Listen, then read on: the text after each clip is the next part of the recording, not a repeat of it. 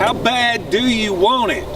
That's the question you need to ask yourself. On October 22nd, 2007, 10 years ago today, I was on a route clearance mission.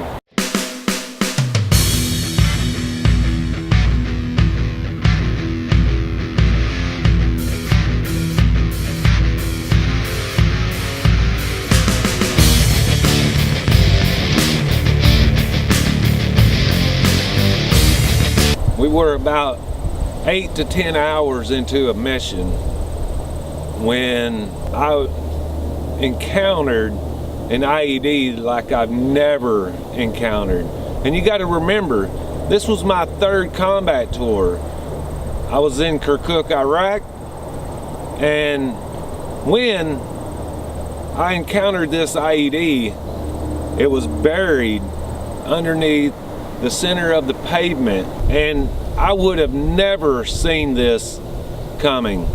I told my driver to go to the left of the pot field, which is just a buried IED underneath concrete. And if you know anything about IEDs or explosives, that concrete packed it in there and made it even more powerful. But that day, I told my driver to go around on the left of it so that I can see it, because it had no markings. And when that happened, our front wheels hit a crack in the road where the detonator was hidden. And when that front wheel hit that detonator, just a small thin wire, it blew up. And it just so happened that our front wheels was right by, made my seat right by that IED, and that IED went off. Out there that day,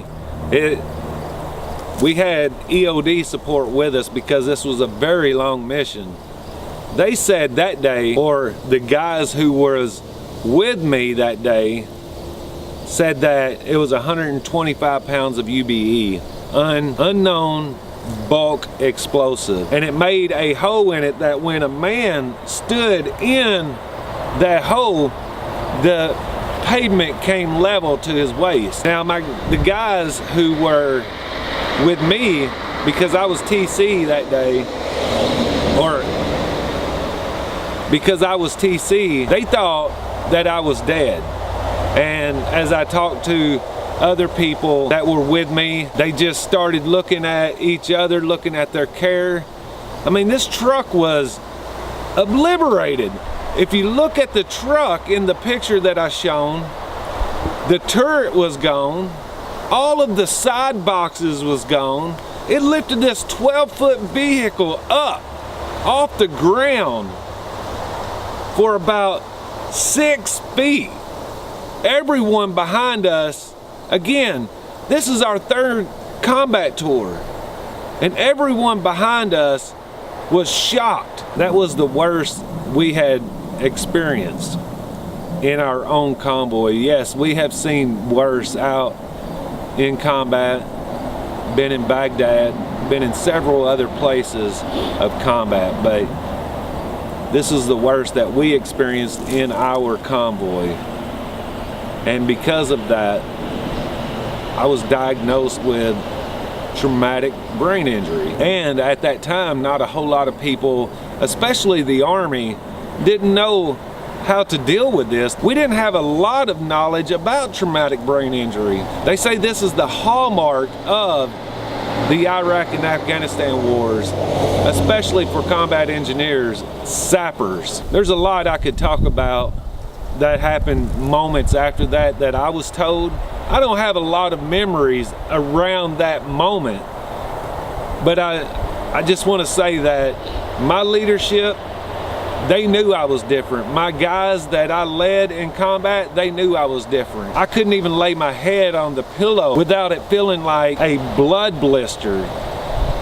So I spent a lot of nights just awake, just holding my head up, because not only did that blast affect me, but those shock waves came through, and remember, I was on top of that IED. And then not only that, my head hit so hard on a windshield wiper motor on the inside that it loosened it up. But from there, I went to Landstuhl. After the colonel who worked at the base hospital convinced all of my leadership that I needed to go to Landstuhl just to get checked out. So I went from Kirkuk, which took a few days because we didn't have medevac all the time. This wasn't Camp Liberty or Camp Victory in Baghdad. So when evac came, I left from there, went to Landstuhl, and then when I got to Landstuhl, they immediately evac me to Walter Reed in Washington, D.C. I was at Walter Reed for about 5 months, and when I was there, they diagnosed me with traumatic brain injury. And once I left there, I went back to my home station, and social workers started the process of out processing me from the Army. I was put on retirement because of that. Well, they said it was temporary retirement.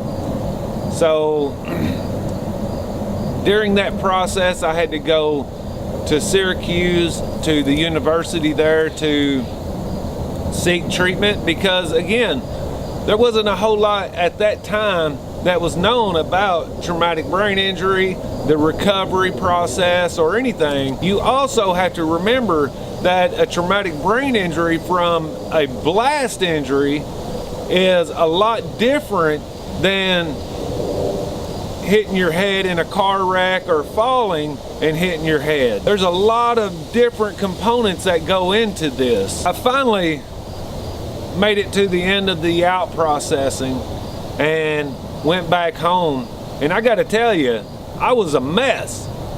I didn't know what I was going to do or how I was going to overcome this situation. After I went home, I was a mess, and I was in and out of the hospital due to migraines and all these other things that was hurting. I guarantee you, I went to the emergency room for that first year being home at least 3 times a month due to the injury. And then you have to figure all these other things, like the cognitive processes are all messed up. And I stuttered at that time. I didn't know how I was going to overcome this. There were a lot of problems I was dealing with at that time. There was a lot of things that I had to try to overcome, memory problems, cognitive processes, the headaches, everything that I was going through changed me from who I was. I was not this person. I was a totally different person, and so that also led to depression. After I picked myself up and realized that I wanted to overcome all of this, I learned some things on my own that I later learned when I went back in the Army. I knew that I wanted to go back in the Army and finish out until retirement.